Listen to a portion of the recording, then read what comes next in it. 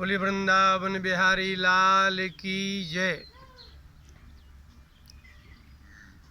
अभी हमारे भारत में एक बड़ी विलक्षण परंपरा है और वह ऐसी है कि जब कोई समाप्त होता है तो कहा जाता है राम नाम सत्य है। इसका तात्पर्य क्या है कि ये जो व्यक्ति मर गया, इसको जो लगता था कि मैं कभी नहीं मरूंगा,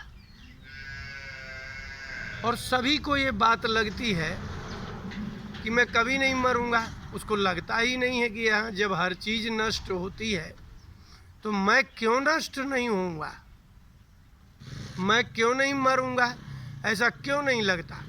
तो ये बात उसकी असत्य हो गई और राम नाम सत्य है। उसको राम का नाम लेना चाहिए था।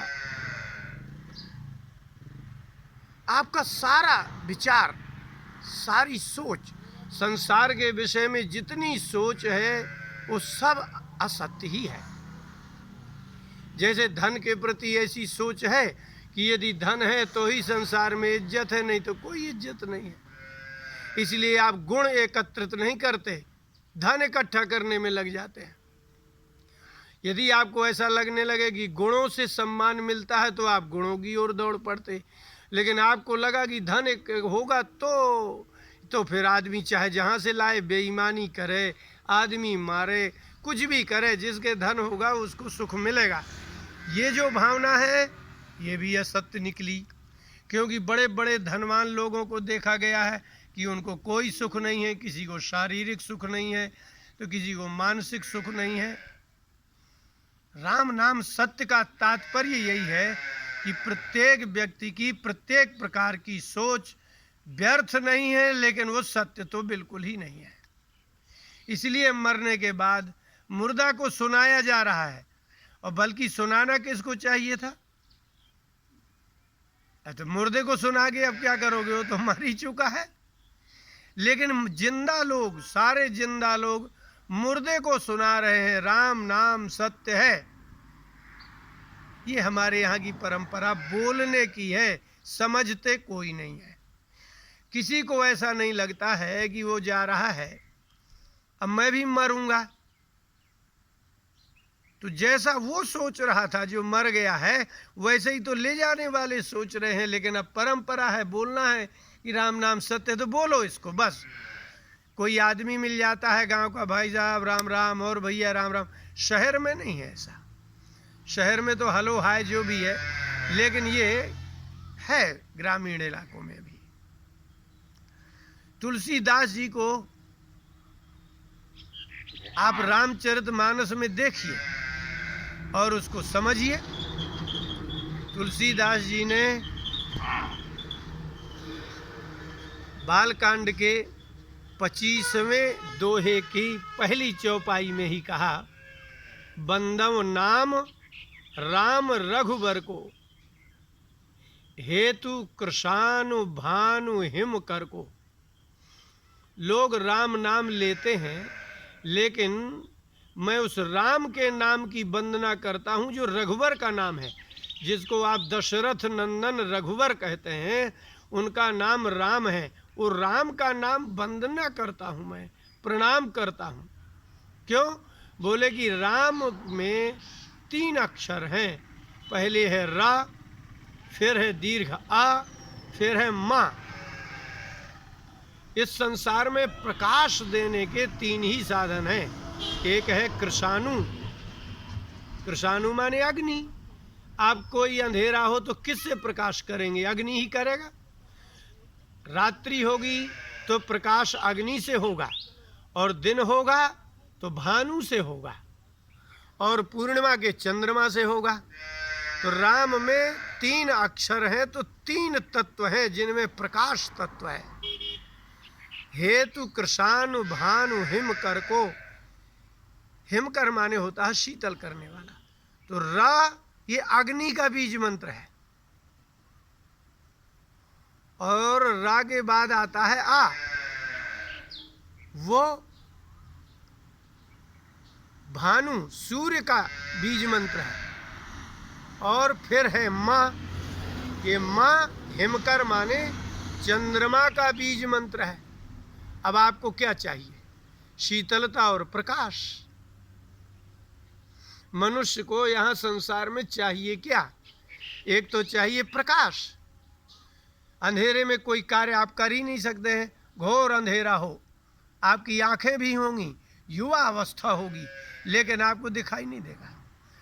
आपके नेत्रों का स्वामी तो प्रकाश ही है, और वह प्रकाश अग्नि में है, सूर्य में है और चंद्रमा में है, और किसी में प्रकाश होता ही नहीं है। आप देख लीजिए, किसी की लकड़ी, कोई पत्थर, कोई चमक रहा है। अगर अंधेरा है तो आपको कुछ दिखता ही नहीं है, क्योंकि किसी भी पदार्थ में प्रकाश देने का सामर्थ्य नहीं है। प्रकाश देने का सामर्थ्य सिर्फ अग्नि में है और सूर्य में है और चंद्रमा में है। तो चंद्रमा तो शीतलता देता है ना। संसार में शीतलता चाहिए, सूर्य चाहिए। सूर्य रहेगा तो वर्षा होगी। सूर्य के प्रकाश से 4 महीने वो आपके जल को खींचता है और फिर वर्षा करता है। और अग्नि, आपके शरीर में भी अग्नि है। तापमान बढ़ जाता है, आपको बुखार आता है तो। और इतना ही नहीं, अग्नि तत्व से ही आप भोजन पकाते हो। आपके अंत्येष्टि संस्कार भी अग्नि से ही होना है। तो अब अगर तुलसीदास जी ने बहुत चमत्कारी बात कही। चलिए आप र बोलिए, कहाँ से बोलते हैं? रा। जीभ नीचे से उठ के ऊपर जाती है और तालू के ऊपर ऐसी जगह लगती है जिसको मूर्धा कहते हैं। रा, रा कहेंगे तो ऊपर जाएगी, वो मूर्धा है। और वह इस सहस्रार चक्र, भ्रू के मध्य में अग्नि का वास है। आपके यहाँ सिर में जो सहस्त्र दल कमल है, जो योगी लोग होते हैं, यहीं से तो उनके अग्नि प्राण त्याग करते हैं, वो धुआं निकल जाता है। तो रा मूर्धा अग्नि तत्व है, जो आपके मूर्धा में स्थान में रहता है अग्नि तत्व। रा बोल दिया। अब आ बोलिए। तो रा में जब आ का उच्चारण करते हो तो आ बोला जाता है कंठ से। व्याकरण में कहा है ऋतुर्षाणाम मूर्धा। पाणिनि शिक्षा, पाणिनि शिक्षा में कहा, याज्ञवल्क्य शिक्षा में कहा, वेद का अंग है शिक्षा। रा का उच्चारण मूर्धा से होता है। और अकुज विसर्जनीया नाम कंठ। आ का उच्चारण कंठ से होता है। और प्राण कहाँ रहते हैं? कंठ में। फांसी लगती है आदमी का तो यही गला तो दबता है, गला दबाया जाएगा तो प्राण चले जाएंगे। तो प्राण रहते हैं कंठ में। अब बचा माँ। माँ का स्थान क्या है? वो होंठ है। पा फा बा भा माँ, बिना होंठ के आप पा फा बा भा माँ बोल ही नहीं सकते। अर्थात अगर राम कहना है तो आपके कंठ स्थान में रहने वाला प्राण वायु, अर्थात राम का नाम का जो रा है वो अग्नि है। यदि शरीर में तेज रहेगा तो आप रहेंगे, नहीं तो मुर्दा मर जाता है तो ठंडा हो जाता है शरीर। अग्नि तत्व से आपका जीवन है, वो रा है। अतत्व से वायु तत्व है, अर्थात वो प्राण है। और हिमकर माने चंद्रमा, शीतल, जो औषधियों को शीतलता पोषण प्रदान करने वाला है, वो चंद्रमा है।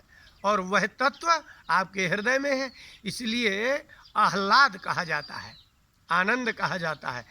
तो जो माँ है वो ओंठों से बोला जाएगा, तो ओष्ठ स्थान माँ का है और वो बंद करता है। राम, जैसे ही माँ कहेंगे तो होंठ बंद हो जाएंगे।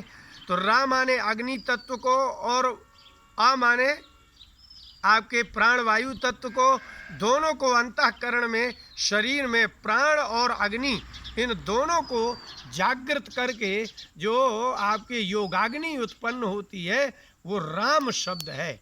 और माँ में वो मुंह बंद हो जाता है। अब देखिए, इसलिए तुलसीदास जी ने कहा कि मैं राम नाम बंदव नाम राम रघुवर को, रघुवर का जो नाम राम है, राम नाम है, मैं उसकी वंदना करता हूँ, क्योंकि वो अग्नि और प्राण है। और संसार में देखिए आपके शरीर की सत्ता किससे है? अगर शरीर ठंडा हो जाएगा तो आपके प्राण चले जाएंगे, या प्राण चले जाए तो शरीर चला जाता है। इसलिए अग्नि तत्व और प्राण वायु ये दो ही आपके शरीर के प्रधान तत्व है। अग्नि तत्व का बीज मंत्र है। बीज माने जानते हैं, जैसे पीपल का छोटा सा बीज, बीज हमेशा छोटा ही होता है, और वो बीज से जो उत्पन्न होता है वो विशाल होता है। पीपल कितना बड़ा होता है। इसलिए राम नाम जीवन का मूल बीज मंत्र है। वो आप बीज है, वो राम, राम से ही सब कुछ उत्पन्न होगा। इसलिए वो हेतु कृषाणु अग्नि का कारण है, और भानु सूर्य का कारण है, और हिमकर चंद्रमा का कारण है। इन तीनों में जो तत्व प्राप्त होता है, जो प्रकाशकता आती है, आप सूर्य में जो प्रकाश दिख रहा है ये राम जी का प्रकाश है ना। भगवान ने गीता के 15वें अध्याय में कहा, यदादित्य गतम तेजो जगद भाषयते खिलम यच्चंद्रमसि यच्चाग्नौ तत्तेजो विद्धि मामकम। अर्जुन, यदादित्य गतम तेजा, आदित्य में जो चमक है, जो प्रकाश है, जो रश्मियां हैं, किरणें हैं, अग्नि तत्व है, वो मैं हूं। और जगत भाषयते खिलम, यह जो आदित्य का, सूर्य का प्रकाश है, सारे संसार को प्रकाशित करता है। और यह चंद्रमसी, जो चंद्रमा में तत्व है, औषधियों को पोषण करने की शक्ति, वो मेरी शक्ति है। और यह चाग्नऊ, और अग्नि में जो जलाने की, पकाने की शक्ति है, दाहकता जलाने की शक्ति, और जलेगा अग्नि तो प्रकाश होगा, वो भी मेरा तत्व है। तो भगवान ने क्या कहा?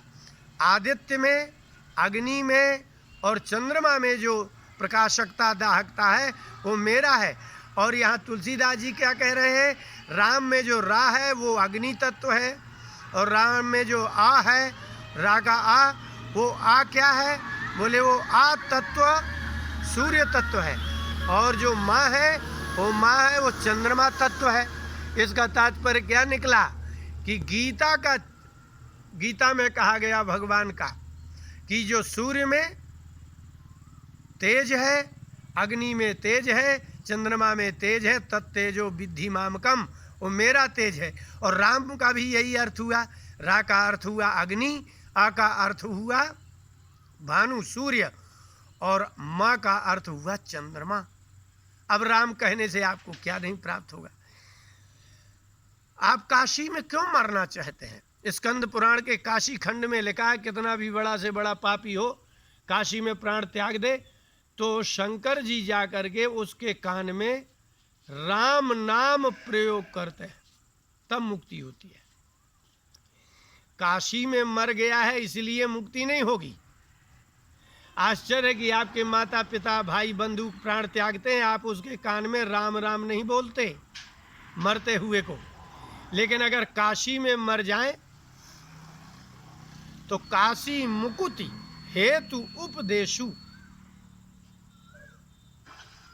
तीसरी चौपाई, यही 25वें बालकांड के 25वें दोहे की तीसरी चौपाई।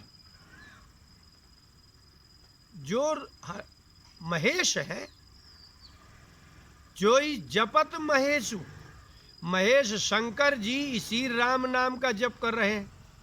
और जब काशी में कोई मरता है तो काशी मुकुति हेतु उपदेशु, जब मरने वाला होता है कोई जीव, कुत्ता, बिल्ली, मच्छर, हाथी, घोड़ा, मनुष्य कोई मरता है, तो शंकर जी उसके कान में जा कर के राम राम बोलते हैं। काशी मुक्ति हेतु, काशी में मरने वाले की मुक्ति हो जाए उसके लिए उसी राम नाम को जपत महेशु, महेश जपते हैं। अब देखिए, जो बड़े करते हैं इसका मतलब है कि उनको महत्व पता है, तो छोटों को तो बिना महत्व समझे ही प्रारंभ कर देना चाहिए ना। मान लीजिए कोई बड़ा व्यक्ति है, वो कुछ ऐसा कर रहे हैं जिनसे सुख मिलता है, तो पीछे वाले क्या करेंगे? पीछे वाले यही करेंगे कि नहीं महत्व जानते हुए भी वह उसको करेंगे, लेकिन ना जानते हुए भी करेंगे तब भी सुख मिलेगा। माता पिता जब कहते हैं कि बेटा पढ़ लो सुखी हो जाओगे। तो उस समय बच्चे को ज्ञान नहीं है कि पढ़ने से क्या होने वाला है। वो आलस्य करता है, वो भ्रमण करता है, घूमता है, खेलता है। लेकिन माता पिता को मालूम है ना कि ये पढ़ेगा तो वास्तव में इसका भला हो जाएगा, आजीविका लग जाएगी, सुखी हो जाएगा, धनाढ्य हो जाएगा, आदरणीय हो जाएगा। ये बात माता पिता को मालूम है, बच्चे को नहीं। तो बच्चे को जबरदस्ती करवाते हैं। इसलिए जिस राम नाम का जप भगवान शिव करते हैं और जाकर के उस जीवात्मा, मरणासन्न जीवात्मा के कान में कहते हैं। अब इससे बड़ा आपको क्या महत्व बताएं हम, बताएं। कोई कहे कि राम नाम के महामंत्र शब्द लिखा है उसमें, हमने अभी बताया ना आपको। तो बंदव राम नाम रघुवर को, हेतु कृषान भानु हिम कर को। इस चौपाई की तीसरी चौपाई है कि महामंत्र जोई जपत महेशु। राम का नाम मंत्र नहीं है, वो महामंत्र है। आप कितने भी बड़े मंत्र करते रहिए तो शायद उनको बोलने में समय लगेगा, महामृत्युंजय बोलने में समय लगेगा, लेकिन राम कहने में क्या लगना है। लेकिन आप बोलते ही नहीं है, बोल नहीं सकते। तो महामंत्र है वो, और वो महामंत्र भगवान शिव काशी में मरणासन्न जीव के कान में जाकर के बोलते हैं, तब मुक्ति होती है। इस शंकर जी की विशेषता नहीं, काशी की विशेषता नहीं, ये विशेषता है राम के नाम की। राम रक्षा स्तोत्र के अंत में भगवान शिव जी ने कहा, पार्वती जी, राम रामेति रामेति, रमे रामे मनोरमे। मनोरमे पार्वती जी का संबोधन है, हे मनोरमे। फिर दूसरा रमे भी संबोधन है, हे रमे। राम रामेति रामेति रमे, मैं रमण करता हूँ। हे मनोरमे, हे मनोरमा पार्वती, मैं राम राम इति, ये 3 बार कहा उन्होंने। राम राम राम ऐसा करके हम रमे, मैं सदा आनंद में रमण करता हूँ। अभी इस श्लोक को भी, एक तो संस्कृत का ज्ञान नहीं है लोगों को, उल्टा पुल्टा जो मन आता है बोल देते हैं। हे मनोरमे, हे पार्वती, हम रमे, मैं सदा रमण करता हूं। अर्थात मैं तुम में रमण नहीं करता। तुम मेरी पत्नी हो, गिरजा हो, भवानी हो, बहुत सेवा करती हो, तो मेरा मन तुम में लगा है ऐसा नहीं सोच लेना।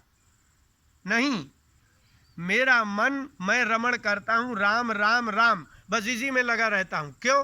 बोले सहस्र नाम तत्तुल्यम राम नाम वरानने। वरानने भी संबोधन है। हे श्रेष्ठ मुख वाली पार्वती, राम 1000 सहस्र नाम तत्तुल्यम, भगवान के अन्य अनंत नाम हैं। इन अनंत नामों को 1000 बार लो तो जो फल मिलता होगा वो फल राम नाम, राम नाम, बस राम ही इतना कहने से आपको वही सहस्र नाम तत्तुल्यम, 1000 नाम के बराबर एक राम है। और जब आपने राम राम 3 बार कह दिया तो कितना हो गया? वो 3 हो गया, तो 3000 हो गया ना। तो आपको तो लेना ही नहीं है ना। इसलिए राम नाम को समझने योग्य है, लेकिन इसका महत्व कब पता चलता है? जब आपकी जीभ चलना बंद हो जाती है, आपके हाथ पैर चलना बंद हो जाते हैं, जब आप धन कमाने के योग्य नहीं रहते, जब आप भोग भोगने के योग्य नहीं रहते, तब आप कहते हो तो आपके मुंह से राम नहीं निकलता, ताम ताम निकलता है। और एक दिन ऐसा आता है कि वो भी नहीं निकलता। इसलिए तुलसीदास जी ने कहा कि करोड़ों जन्मों तक महात्मा ये प्रयास करते हैं कि अंत समय में एक बार राम निकल आए तो हमेशा के लिए संसार में आना बंद हो जाए। लेकिन जब मरने लगता है आदमी तो उसकी पलकें नहीं गिरा सकता, इतनी ताकत नहीं रहती, तो जीभ कैसे उठाएगा? जब आदमी मरने लगता है तो आंखें खुल जाती हैं, सांस धीरे धीरे चलती है और उसके नेत्र के पुतरियों में मक्खी बैठ जाती है, लेकिन वो पलक नहीं गिरा सकता। आप अभी नाम नहीं ले रहे, आप क्या सोचते हैं कि बुढ़ापे में ले लेंगे? हम कहते हैं आपको चैलेंज है, जो असमर्थ जब आपके पेट में दर्द हो और राम नाम निकल आए तो बताना। दुख में कोई नहीं याद आता, बस दुख दूर कैसे हो, कौन करे, ये याद आता है, लेकिन राम नाम नहीं निकलता। इसलिए राम नाम की महिमा यही है सबसे बड़ी, कि शिव जी काशी में बैठ करके कान में मरणासन्न जीव के कान में राम कह करके मुक्ति दे करके तब मुक्ति। शंकर जी मुक्ति नहीं देते, काशी में मरने से मुक्ति नहीं होती। काशी में मरने से मुक्ति होती इसलिए है क्योंकि शंकर जी कुछ नहीं करते, सिर्फ शंकर जी के मुखार बिंद से, हृदय से निकला हुआ जो राम नाम जीवात्मा को मुक्ति प्रदान करता है। शिव जी दे रहे हैं, ये सबसे बड़ा महत्व है, और राम नाम दे रहे हैं, ये महत्व है, बाकी और कोई महत्व नहीं है। इसलिए आपको अंत में जब मरोगे, आपको जब सुनाई नहीं देगा, अर्थी में पड़े रहोगे। अर्थी माने जानते क्या होता? नहीं जानते। आप जान भी कैसे सकते हो, सोचते तक नहीं हो। विद्या जिसको चाहिए उसको विद्यार्थी कहते हैं, विद्या में अर्थी लगा दीजिए, विद्यार्थी। जिसको धन चाहिए उसको कहेंगे धनार्थी। जब आप मरेंगे तो आपको जो जा रहा होगा उसको क्या कहेंगे? ये अर्थी है, अर्थात इसने जीवन भर अर्थ कमाया है और जीवन व्यर्थ निकाल दिया है। विद्या चाहने वाले को विद्या अर्थी, धन चाहने वाले को धन अर्थी, और मोक्ष चाहने वाले को मोक्ष अर्थी। अर्थी का मतलब ही है जो धन चाहता है उसको अर्थी कहते हैं। तो लोग जब मरने वाले को ये कहेंगे ये उसकी वो अर्थी जा रही है। अर्थी मतलब इसने सिर्फ धन के लिए जीवन व्यतीत कर दिया, ये अर्थी भी है और व्यर्थी भी है। इसलिए आप लोग अर्थी कहेंगे, महात्मा नहीं कहेंगे। गीता में भगवान ने कहा जिज्ञासुरर्थार्थी, उसमें अर्थी शब्द का प्रयोग है ना। तो आप अर्थी हैं, बस धन चाहिए, धन चाहिए, धन चाहिए। तो जो मात्र अर्थ के लिए, धन के लिए निरंतर प्रयास करता है उसी को अर्थी कहते हैं। लेकिन जब कोई का महात्मा का शरीर छूटता है, कोई कहता है अर्थी जा रही है, क्या कहते हैं उसको? महात्मा जी पधार गए।